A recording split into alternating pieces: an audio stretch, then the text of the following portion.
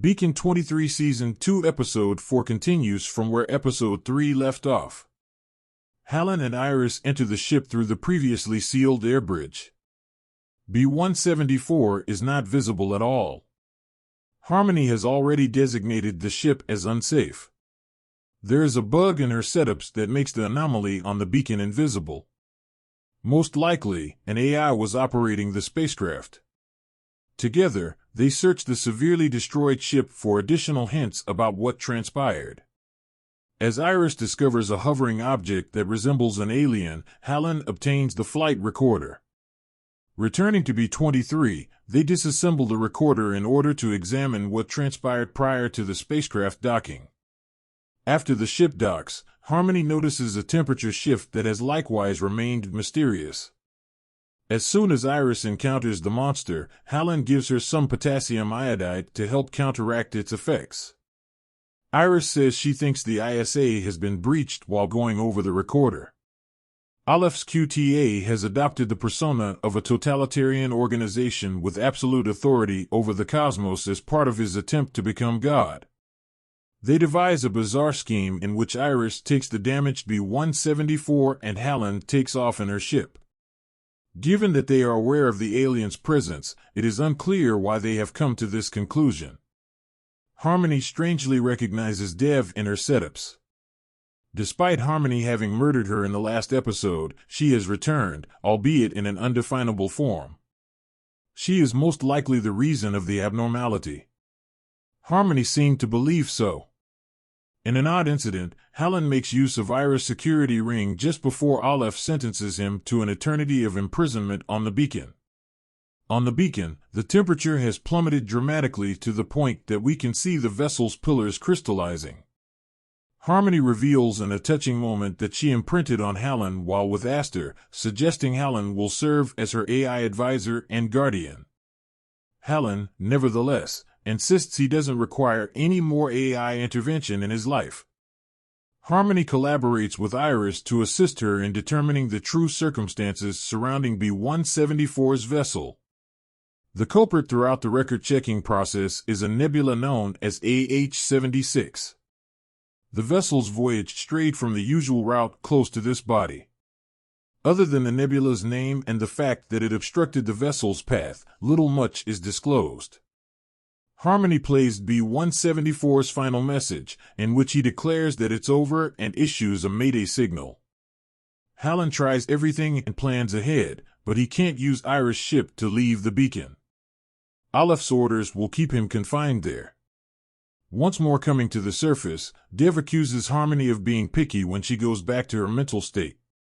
"This is it," she says, playing back the full exchange from B-174's mission. "Now that I can see it. It desires for me to continue sailing." As she works with the vessel, Iris starts to cry. Her feelings for B-174 appear out of nowhere, making her heartbreak real. She is reminded by Hallen that she is a person with human needs. This is an extension of the conversation from the last episode about the struggle between human instincts and rules compliance, as well as the life of a beacon keeper. The thing is the same, but noticeably larger, when Hallen goes outside to investigate after the electricity goes out. A flashback indicates that it might be connected to the disappearance of Hallen's friend Gashade from the asteroid. As a result of her study, Iris discovers why B-174 vanished. She thinks he may still be out there in need of assistance after hitting a frozen patch of light. We witness the power of the artifact's piece in yet another bizarre incident. Iris takes it in her hands and asks Hallen to tell her what Aleph's plan is. He attempts to talk her out of her worries, but all of a sudden the fragment glows and nearly absorbs Iris. Although Hallen saves her life, she appears to have suffered some harm. The bond between Hallen and Gashade is strengthened by another flashback. The two watched out for one another, shielding one another from military plots and cunning schemes. Returning to the present, we observe that Iris has regained awareness. She starts out by describing what truly transpired when she handled the animal. Dressed in a shimmering gown, Iris was taken to a club where she was the featured vocalist.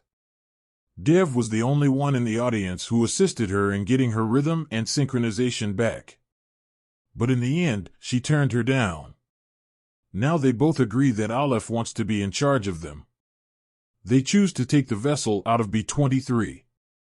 They don't find out until much later that Hallen's cable is still attached to the ship.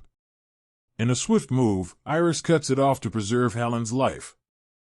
As the beacon takes on its typical form, Iris makes the decision to remain there. Harmony's advice to concentrate on Hallen rather than venture into space to search for B-174 gives her hope. When Harmony attempts to pass Dev off on another ship, the creature resurfaces, and the suspenseful conclusion suggests that B-174 may very well be within it. The review of the episode.